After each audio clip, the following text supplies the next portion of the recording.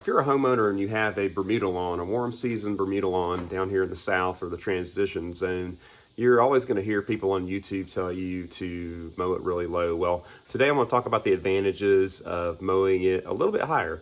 And I'm not talking about 4, plus inches like fescue or cool season. I'm talking about 2.5, to even up to 3 inches sometimes. So number one advantage of mowing your Bermuda a little bit taller as a homeowner is, frankly, it cuts down on your mowing frequency. So it's going to save you time by allowing you to mow the lawn about once a week. So when we're following that 1/3 rule, not removing more than 1/3 of that grass blade, the lower you mow, the more often you're going to have to mow to follow that rule. By mowing it a little bit higher, you're going to stretch that mowing out. Typically about once a week seems to be the sweet spot. If you're mowing your Bermuda in that 2.25, 2.5, up to almost 3 inches, yes, during the summer, then you can get away with mowing it once a week, and that's pretty realistic for most homeowners. Mowing twice a week, 3 times a week, I don't know about you, but I've got a lot of stuff I have to do, and I don't have the time to do that all the time.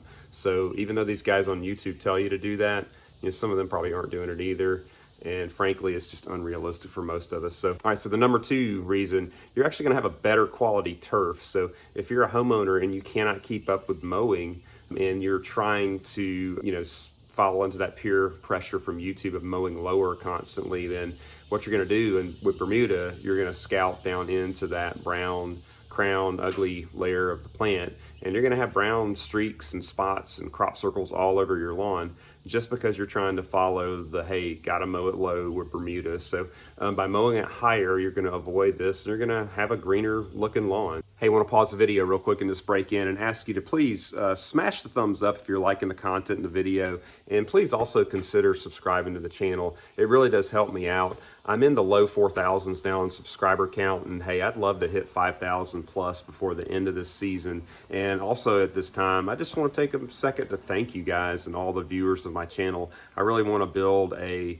audience that really is just us average homeowners, and we're not going for golf course lawns, we're not going for perfection, but we want a nice lawn for less money and less time. That's what this channel is all about. So if that's what you're all about, then definitely smash that thumbs up, leave a comment below, and consider subscribing to the channel. Thank you, I really appreciate it. All right, shade tolerance. Most of us would be lucky if we lived in a house or a property with no shade, but that's boring. A lot of us have trees and landscaping and plants. You may have sheds and houses and structures and things that will provide shade to part of your lawn.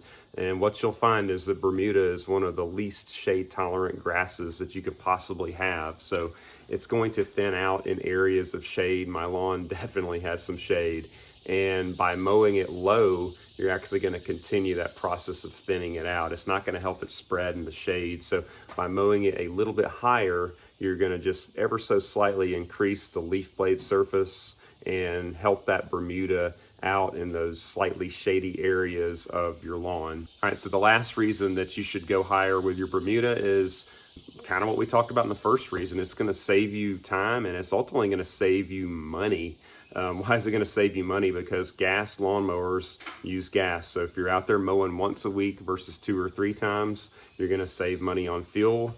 You're going to save money on maintenance on that mower because you're putting less hours on that machine, and you're going to actually be able to spend your time focusing on other stuff in the lawn, like what about weeds, what about watering, what about more important things than just trying to live up to the YouTube peer pressure of mowing that lawn at 1 inch because I saw some guy on YouTube do it and he said you're doing it wrong. So those are really the 4 things, or the 4 advantages that I see for homeowners in keeping your Bermuda slightly higher. So we're talking somewhere in between that 2.25, 2.5 to 3 inch level. Don't be afraid to do it. You can still have a nice, good looking, high quality lawn, and you will save yourself time, money, and only have to get out there about once a week to maintain that nice looking Bermuda grass lawn. So let's start a conversation. Throw down a comment. What height do you mow your Bermuda lawn at? And I'll look forward to seeing you in the next video where we're going to treat some weeds instead of constantly mowing my Bermuda lawn. So thanks for watching again.